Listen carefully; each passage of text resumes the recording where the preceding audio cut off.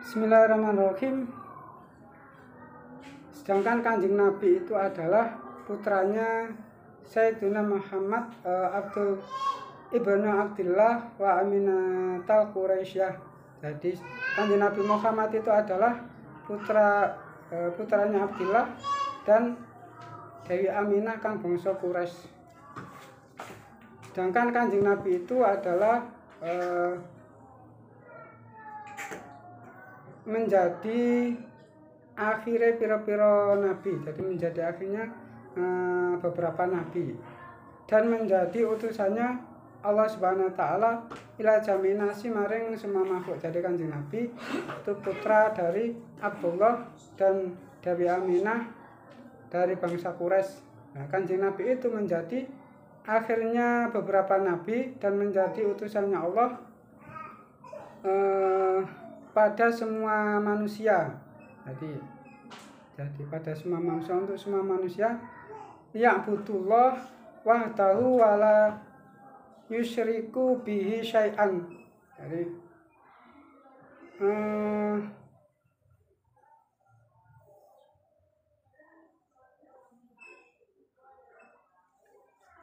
supaya manusia itu atau diajak menyembah pada Allah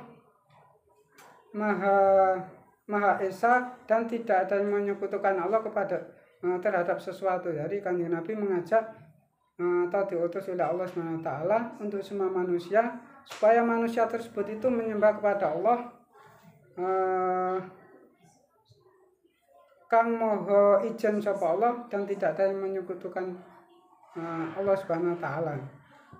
Itu Kanjeng Nabi, jadi diutus Allah untuk semua manusia dan supaya manusia tersebut itu untuk menyembah Allah Subhanahu wa taala yang Maha Esa dan tidak ada yang menyekutukan Allah terhadap sesuatu atau sesuatu dari selainnya Allah.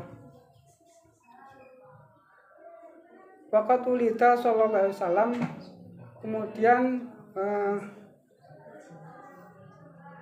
teman-teman dan lahirake sapa Kanjeng Nabi atau Rasulullah itu di kota Mekah pada hari Senin, Yaumul Isnin, ini pada hari Senin asalnya asyara min Rabiul Awal, dari hari Senin tanggal 12 dari bulan Rabiul Awal. Kemudian wakana waliduhu, dan ayahnya Kanjeng Nabi itu teman-teman sedo sapa abu qabla wiladati. Jadi ayahnya Kanjeng Nabi meninggal itu sebelum Kanjeng Nabi dilahirkan.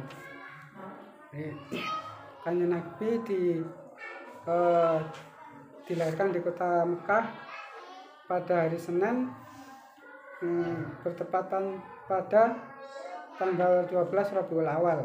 Dan Kanjeng Nabi dilahirkan sebelum ayahnya Kanjeng Nabi meninggal, sebelum Kanjeng Nabi dilahirkan. Kemudian ayahnya disyariatkan dalam tanah Madinah, dimakamkan di tanah Madinah. Setelah itu yang mengasuh Kanjeng Nabi yaitu Qarabatu Ummuhu, yaitu ibunya Kanjeng Nabi. Jadi selama diasuh ibunya Kanjeng Nabi, kemudian yang menyusui Kanjeng Nabi yaitu sesudah ibunya yaitu Fa'arda'adhu ba'da ummihi Suwaibatul al-Islamiyah Summa Halimatu Sa'diyah. Jadi setelah disusui oleh ibunya Kanjeng Nabi, kemudian disusui oleh Ibu Halimatu Sa'diyah dan Ibu Suwaibah kang bangsa Islamiyah, kemudian Ibu Halimatu Sa'diyah.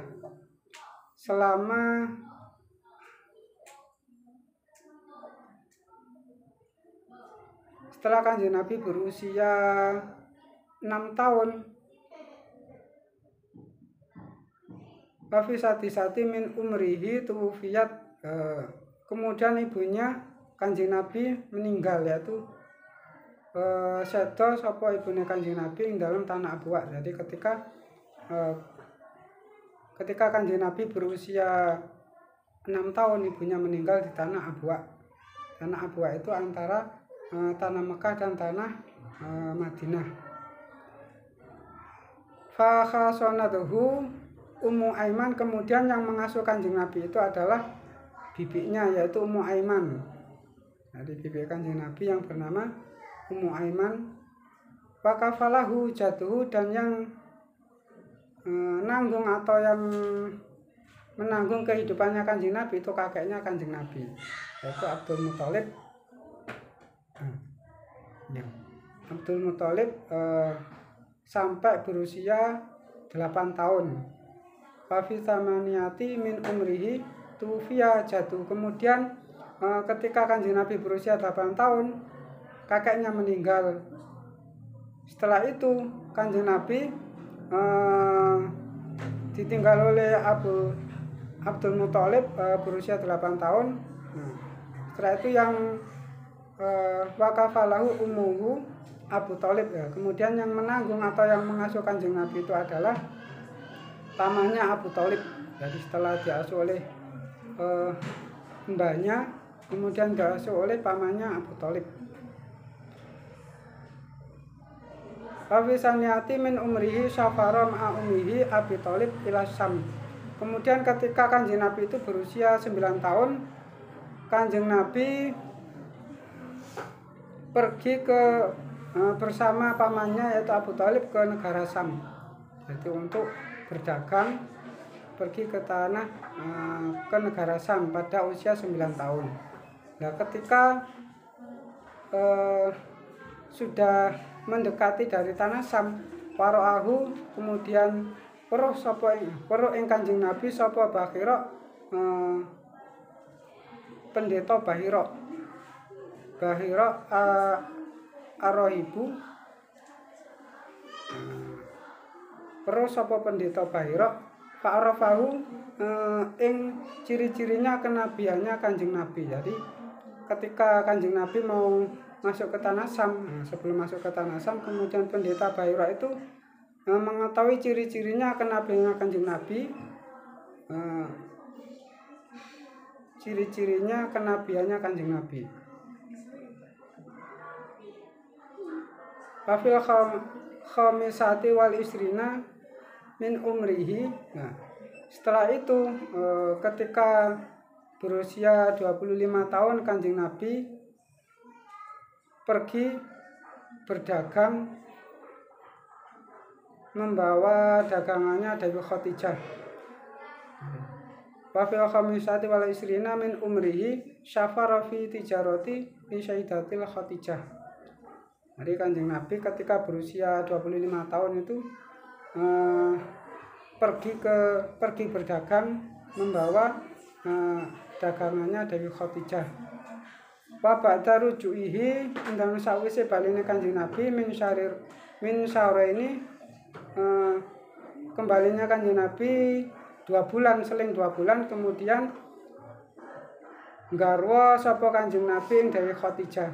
Kemudian Kanjeng Nabi garwa ing Dewi Khadijah. Wakana umruhu, dan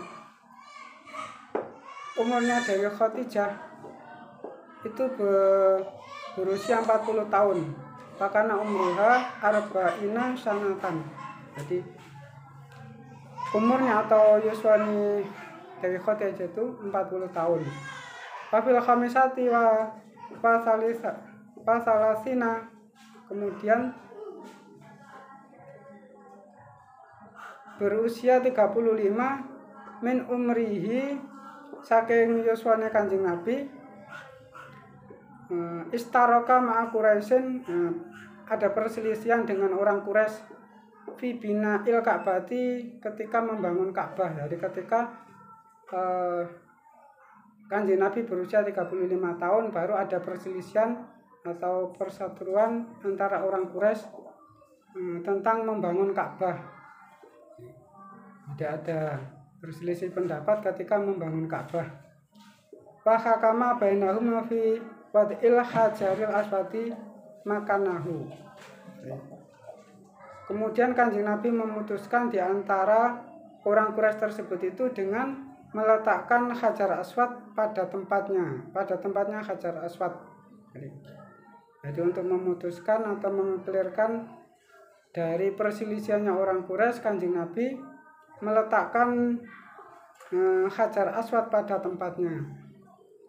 Faqadis taharo, dan teman-teman masyhur sapa Kanjeng Nabi bana qaumi dalam kaum Kanjeng Nabi. Setelah itu Kanjeng Nabi itu menjadi masyhur di kalangannya kaumnya Kanjeng Nabi. Itu banyak yang memuji kepada Kanjeng Nabi dan banyak yang tentang kepribadiannya Kanjeng Nabi. Laqad istaharat baina qaumihi bil khisali al mahmudati. Jadi Kanjeng Nabi menjadi masyhur di antara kaumnya Kanjeng Nabi dan banyak yang memuji Kanjeng Nabi. Wa kanu yuhibbulan, banyak yang mencintai Kanjeng Nabi. Wayahtarimunahu, dan banyak yang memuliakan Kanjeng Nabi.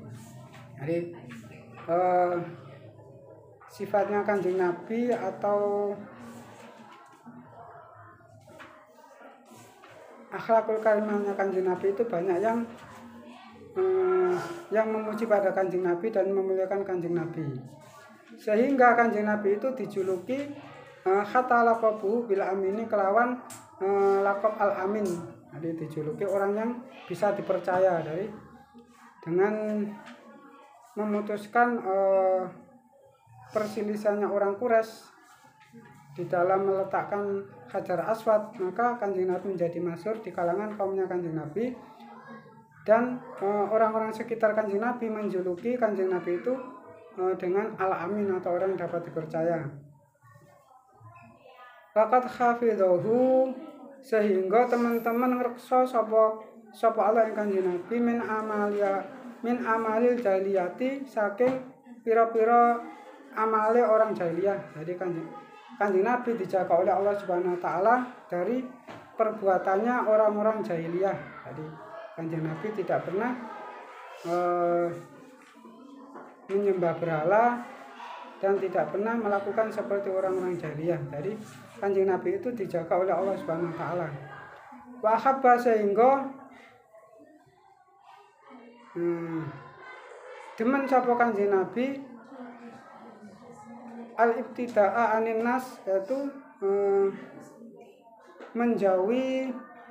menjauh dari manusia atau uzlah. Ketika Kanjeng Nabi itu senang uzlah atau menyendiri dari kaum atau dari kalangan manusia, ketika yuswa Kanjeng Nabi itu mendekati 40 tahun.